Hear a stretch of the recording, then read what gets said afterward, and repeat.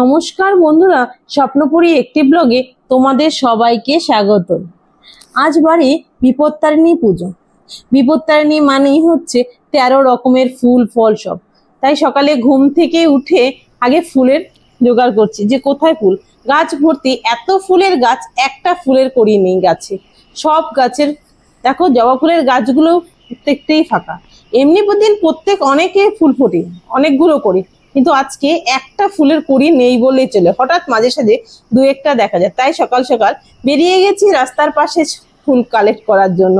কার বাড়িতে কি কি ফুল আছে, ফুল কালেক্ট করে নিয়ে চলে এসেছি। বাড়িতে কিছু ছিল, আর কিছু রাস্তার পাশে যে গাছগুলো ছিল বা আমার পাশাপাশি যে পাড়া প্রতিবেশী যাদের বাড়িতে যেই সব কালার ছিল সব নিয়ে এসেছি, কারণ 13 রকমের ফুল তো আজকে লাগবে। আর এছাড়াও গাঁদা ফুলের চেন আনা হয়েছিল। এইদিকে স্নান টান সেরে সব পুজোর জোগাড় করার জন্য সবকিছু রেডি করে নিচ্ছি। এখনো ঠিক হয়নি, এক সাইডে সবকিছু রেডি করে রাখছি যাতে সুবিধা হবে। পুরোহিত মশাই সকাল সকাল চলে আসবে, 9টার মধ্যে বলছে, তার মধ্যে সবকিছু জোগাড় করে রাখতে হবে। বাড়ির ঘরের পুজোটাও আছে, এখনো পুজোও দেয়নি। এক সাইডে জোগাড় করে রেখে এবার পুজোটা দিয়ে নেব। আর এক পাশে চলছে পুজোর জন্য লুচি ভাজা হচ্ছে। পিসিমা একদিকে লুচি টুচি ভেজে নিচ্ছি, আরেকদিকে আমি পুজো টুজো সব তৈরি করে নিচ্ছি। এই যে দেখো, সব গুছিয়ে টুছিয়ে নিয়েছি, সবকিছু কমপ্লিট হয়ে গেছে। খুব তাড়াতাড়ি পুরোহিত মশাই চলে আসবে, ঠাকুরও আমার বসানো হয়ে গেছে। যা যা লাগবে পুজোর সবকিছু এক সাইডে রেডি করে নিয়েছি,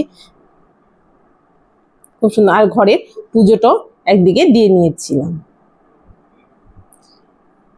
ঘরের পুজোটা যেহেতু হয়ে গেছে এখন, তাই আমি দাঁড়িয়ে দাঁড়িয়ে দেখছি যে কোথায় কোনো ভুল হয়েছে কিনা, কারণ কোথায় কোনো জিনিস দিতে ভুলে গেছি।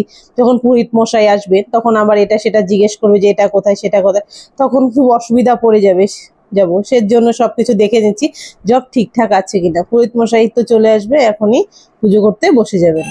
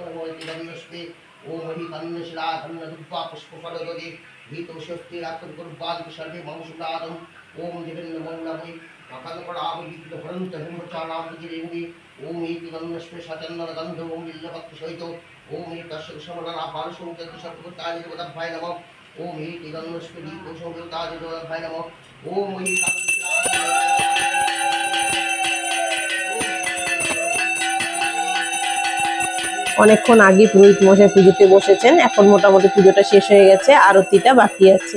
এখন পুরোহিত মশাই আরতি করছে, আর আমরা ভক্তি ভরে মায়ের আরাধনা করছি যাতে সমস্ত বিপদ আপদ থেকে বিপত্তারিণী আমাদের রক্ষা করেন।